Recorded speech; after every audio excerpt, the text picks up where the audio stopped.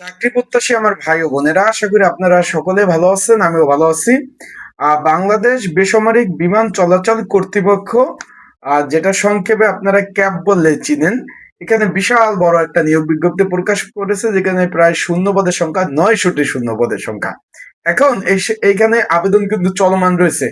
অষ্টম শ্রেণী পাস, মাধ্যমিক পাস, বিভিন্ন পাশে নিয়োগ রয়েছে। 110 ক্যাটাগরি প্লাস। এখন এইখানে একটা পদ রয়েছে অষ্টম শ্রেণী পাশে। আপনারা অনেকে জানতে চাচ্ছেন যে এই পদটা সংশ্লিষ্ট। এখানে 20তম গ্রেডের চাকরি, পদের নাম হলো বেলদার পদ। এখন এই পদের মূলত কাজ কাজ কি, বিষয়টা বুঝতে পারছেন? 20তম গ্রেডের চাকরি, মাত্র অষ্টম শ্রেণী পাশ হলে আপনারা আবেদন করতে পারবেন। পদের নাম হলো বেলদার, 20তম গ্রেডের চাকরি। আজকের এই বিষয় আপনাদের নিয়ে একটু আলোচনা করার চেষ্টা করব। আসলে এই চাকরিটা আসলে কেমন, কি ধরনের চাকরি, তারপরে আপনার যদি চাকরি হয় সেই ক্ষেত্রে আপনার ডিউটি কোথায় পড়বে, আর পরীক্ষা কোথায় হবে, তারপরে আসলে এই চাকরিটা কি কি সুযোগ সুবিধা পাবেন, বেতন প্রথম অবস্থায় কত টাকা পাবেন, যেহেতু আবেদন অলরেডি শুরু হয়ে গেছে, কিভাবে আপনারা সহজে আবেদন করবেন, যেহেতু অষ্টম শ্রেণী পাশের নিয়োগ। তাই ভিডিওটা শুরু থেকে শেষ পর্যন্ত যদি দেখেন, ইনশাল্লাহ A to Z আপনাদের আমি জানিয়ে দেওয়ার চেষ্টা করব। চলুন ভিডিওটা শুরু করে দেই।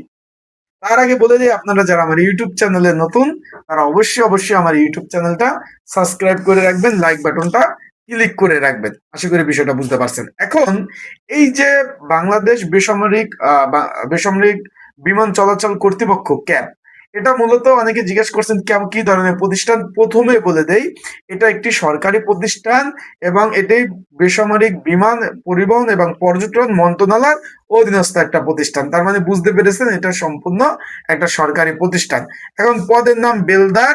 এখানে 20তম গ্রেড, আপনার মাত্র অষ্টম শ্রেণী পাস, যারা মাদ্রাসা থেকে পড়াশোনা করছেন, জেডিসি জেএসসি দিচ্ছেন, 8 পাস আছেন, সকলে আবেদন করতে পারবেন। এখন এই পদের কাজ কি, এখন আমরা শুরুতে একটু কাজ নিয়ে আলোচনা করি। বেলদার পদের মূলত কাজ হলো মাঠ পর্যায়ে কাজ করা, বা রক্ষণাবেক্ষণ বা শ্রমিক ভিত্তিক, বা এটা যেটা বলবো যে মাঠ পর্যায়ে কাজ করা, বুঝতে তো পেরেছেন। আমরা একটু পয়েন্ট আকারে যদি বলি, পয়েন্ট নাম্বার 1, বিমানবন্দরের রাস্তা, ড্রেন ও খোলা স্থানের পরিষ্কার করা। বিষয়টা বুঝতে পারছেন? বিমানবন্দরের রাস্তা, ড্রেন এবং খোলা স্থান পরিষ্কার করা, point number 1। Point number 2, runway, taking way, তারপর টার্নিং ওয়ে, আশেপাশে পরিষ্কার পরিচ্ছন্নতা রাখা এবং তাদের যারা পরিষ্কার পরিচ্ছন্নতা কর্মী রয়েছে তাদেরকে সহায়তা করা কাজে। বিষয়টা আশা করি বুঝতে পারছেন। মানে রানওয়ে, টেকিং ওয়ে, তারপর টার্নওয়ে, যে বিমান চলাচল করে যে রাস্তাগুলো রয়েছে, সহজভাবে আমি যদি আপনাদের বলি যে বিমান চলাচলের রাস্তা বা রোড, যেটা রানওয়ে বলে, আপনারা সহজভাবে বুঝবেন। সেখানে পরিষ্কার পরিচ্ছন্নতা কর্মীরা এটা যখন পরিষ্কার করবে, তাদের সহায়তা করতে হবে। বিষয়টা আশা করি আপনারা বুঝতে পেরেছেন। 3 নাম্বার, মাটি কাটা, মাটি ভরাট, ছোটখাটো নির্মাণ শ্রমিকের যারা কাজ করে তাদের সহযোগিতা করা, বা কখনো কখনো এই ধরনের টুকটাক আপনাদের কাজ করতে হবে। তারপরে পয়েন্ট নাম্বার 5, পয়েন্ট নাম্বার 4, গাছপালা ছাঁটাই, আগাছা পরিষ্কার এবং পরিবেশের ভারসাম্য রক্ষার জন্য যে যে গাছপালা বা বিভিন্ন ফুল গাছ লাগানো আছে সেগুলা পানি দেওয়া, ইত্যাদি ইত্যাদি। তারপর সেগুলা পরিষ্কার পরিচ্ছন্নতা রাখাই বেলদারের কাজ। আর কি কি কাজ করতে হবে তার আগে আমি একটু বলে দিই, যেহেতু আবেদন চলমান রয়েছে, এই নিয়োগটা আগামী 16/8/2026, মানে এটা জুলাই চলতেছে, আগস্টের 16 তারিখ পর্যন্ত আবেদন চলবে।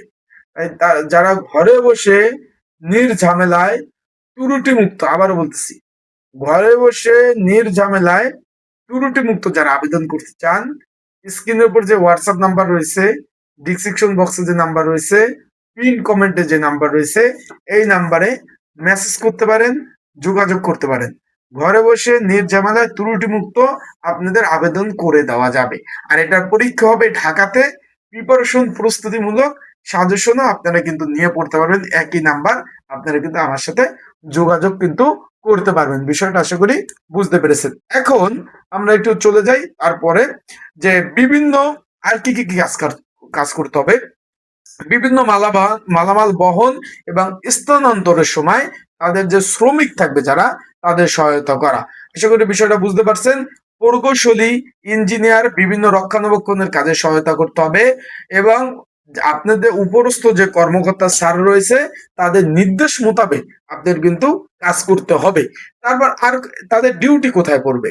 এখানে তাদের ডিউটি হলো হজরত শাহজালাল আন্তর্জাতিক বিমানবন্দর, শাহ আমানত আন্তর্জাতিক বিমানবন্দর চট্টগ্রাম, হজরত শাহজালাল আন্তর্জাতিক বিমানবন্দর ঢাকা, ওসমানী আন্তর্জাতিক বিমানবন্দর সিলেট, তারপর কক্সবাজার, যশোর, রাজশাহী, সৈয়দপুর, বরিশাল বিভিন্ন স্থানে যে বিমানবন্দর গুলা রয়েছে সেখানে কিন্তু আপনাদের ডিউটি পরিচালনা হবে, সেইখানে আপনাদের কাজ করতে হবে। এছাড়াও প্রকৌশলী বিভাগ, সিভিল বিভাগ, তারপর স্টেশন বিভাগ বিভিন্ন অধীনে আপনাদের কিন্তু কাজ করতে হবে। বিষয়টা আপনারা বুঝতে পারছেন যে বাংলাদেশের যতগুলা রানওয়ে রয়েছে বা এয়ারপোর্ট রয়েছে, সহজভাবে আমরা যদি আপনাদের বুঝাই যে এয়ারপোর্টে পরিষ্কার পরিচ্ছন্নতা কাজ করবে যাদের, তাদের সহায়তা করতে হবে।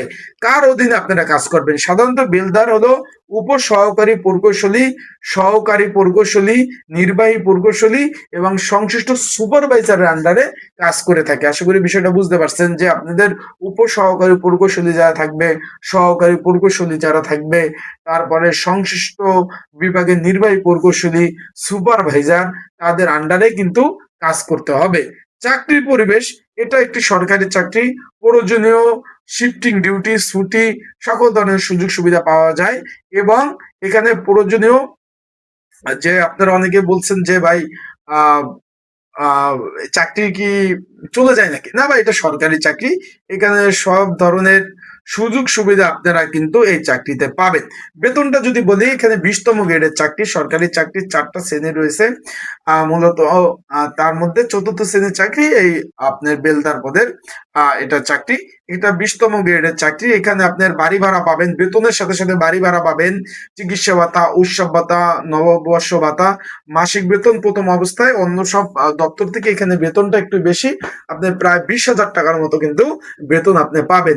অন্যান্য সুযোগ সুবিধা, ওভার টাইমের সুযোগ সুবিধা কিন্তু এখানে রয়েছে। আপনার বেসিক আপনার বেতন অনুযায়ী আপনার কিন্তু ওভার টাইমটা দিয়ে থাকে। আবার আপনারা যারা ওভার টাইম সংশ্লিষ্ট তথ্য জানতে চান তাদের বলবো যে বেতন বেতন বেতন কাঠামো অনুযায়ী কিন্তু আপনাদের ওভার টাইমটা অবশ্যই পেয়ে থাকবেন।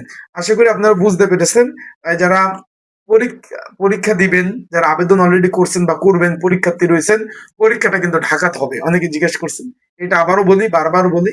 তাই আপনারা যারা আবেদন করবেন ভেবেচিন্তে আবেদন করবেন যে ঢাকাতে এসে আসলে পরীক্ষা দিতে পারবেন কিনা, এই বিষয়টা একটু খেয়াল করবেন। আশা করি বিষয়টা বুঝতে পারছেন। তাই অবশ্যই যারা আবেদন করতে চাচ্ছেন নির্ঝামেলায়, ত্রুটি মুক্ত, ঝামেলা মুক্ত, সুন্দরভাবে, তারা অবশ্যই কিন্তু আমার হোয়াটসঅ্যাপে যোগাযোগ করবেন। সুন্দরভাবে আপনাদের আবেদন করে দেওয়া যাবে এন্ড প্রিপারেশন প্রস্তুতিমূলক সাজেশন নিয়েও পড়তে পারবেন। আরেকটু বিষয় আমি একটু আপনাদের বলে দিই।